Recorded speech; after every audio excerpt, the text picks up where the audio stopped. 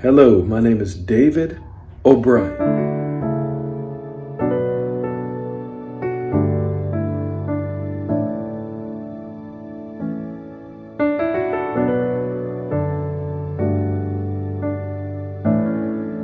And I'm here for your success in the areas of purity.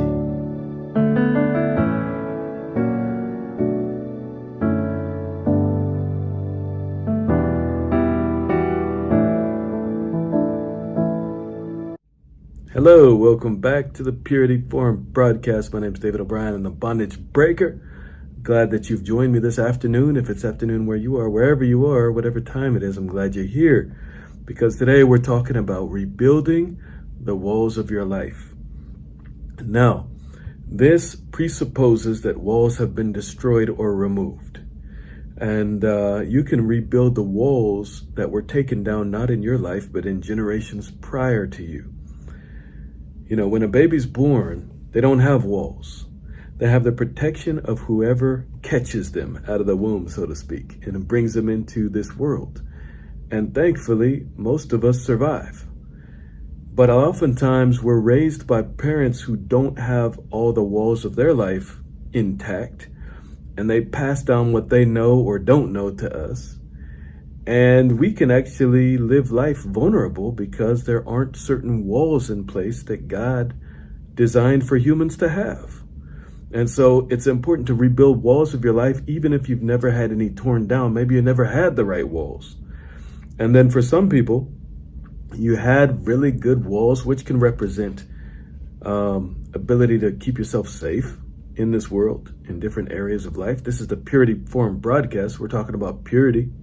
For example, the purity walls that are in your mind. Growing up as a child, you know, we wear clothing. In every society of the earth, people wear clothing ever since. You can look in the Bible, the book of Genesis, where God started that whole thing of wearing clothing. And it's very important because it allows for an intact boundary or wall in the mind, just in daily life. And so that can be, that wall can be broken, in which case you need to rebuild it. And I'm going to teach you in this short teaching how to do so.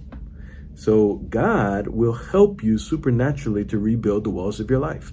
You could have hurt your boundaries through a boyfriend, so to speak. You know, in the United States culture, which is spread around the world, a lot of times people do boyfriend, girlfriend, and a lot of times they get too close within within that relationship that was set up. In American culture recently, it was just a few decades ago, they started that. And a lot of times people will just kind of, like a bull in a china shop, just go past their boundaries and things and hurt themselves, hurt the other person, really hurt the walls of their life through that relationship. Now, that's never the focus. Our focus is forward, and our focus is on good things because God is doing good things in your life at all times. There's a good God, and you're here for a reason. And he's working in your life. That's why you're hearing this teaching right now, so that he can touch you. And when he touches us, the past doesn't matter because he brings to life things in our soul. He brings things to life in our mind, in our soul, in our body. And things that maybe were dead or dormant for a long time, he can bring to life very quickly just with the touch. And so we're letting God restore us and rebuild the walls of our life so that you basically have a more comfortable life.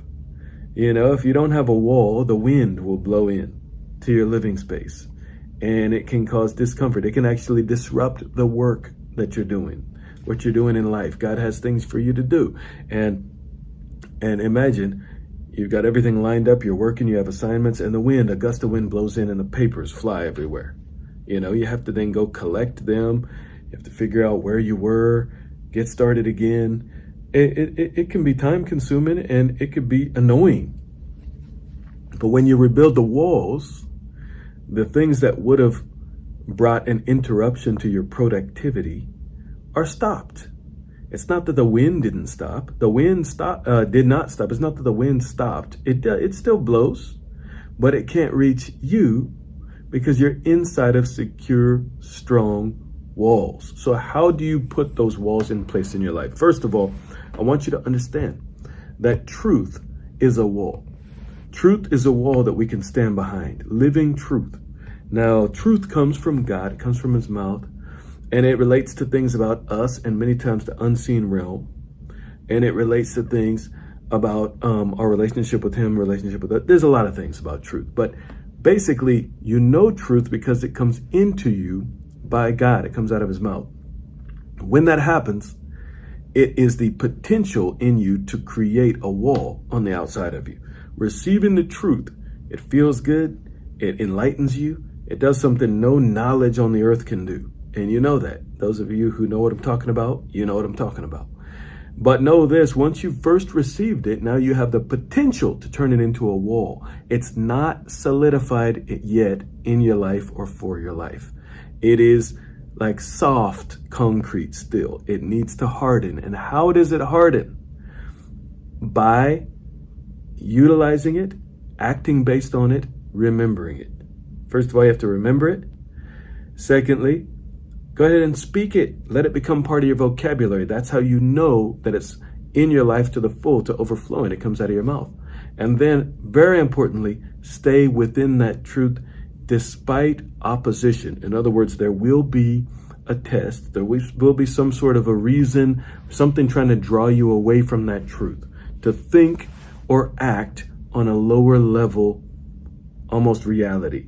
But it's not. Usually it's a deception, some kind of lower level way. If you push through that, which is our job, we're putting up walls, good, strong, healthy walls. And so if you keep your eyes on the truth you received, which requires conscious effort, going back over your notes, sitting with God, talking about these truths, praying about them or whatever, thinking about them, speaking them, teaching them to others, whatever it takes, definitely teaching them to others, speaking them when you're alone, then those truths harden into a very helpful, productive wall for you, very functional wall in your life. And you may, basically there are thousands, there are millions of truths, and these can all create different angles and aspects of the walls of our life, because we're building a mansion here. And he has a lot for you to do. So he needs to make sure that you're protected, that you have good shelter. And so basically you receive truth and then you stand on it, remember it, act on it. It will harden. And guess what happens?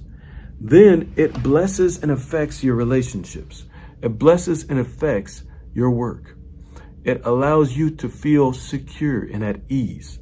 When you're living in a house, you feel secure and at ease. If you're homeless, you never know. Is there a raccoon or some kind of animal going to come and bite your toes when you're trying to sleep? Is someone going to come steal your stuff, your radio or whatever? So I'm speaking in funny terms, old language radio. But point being is, your cell phone, you need the security of walls. So the walls are there through God. He helps. He gives you truth that you need. You have to spend the time to gather the truths. Then you have to let those truths become your new reality. And that's a conscious thing that you have to choose to do. It doesn't happen just automatically. Part of it does, but then you have to hold to the truth so that they become stable for you. And these truths can be diverse. They can be in any area of your life, relationships and everything else. So go after the truth, find it and put it into place and let it become a new level of protection and security for you.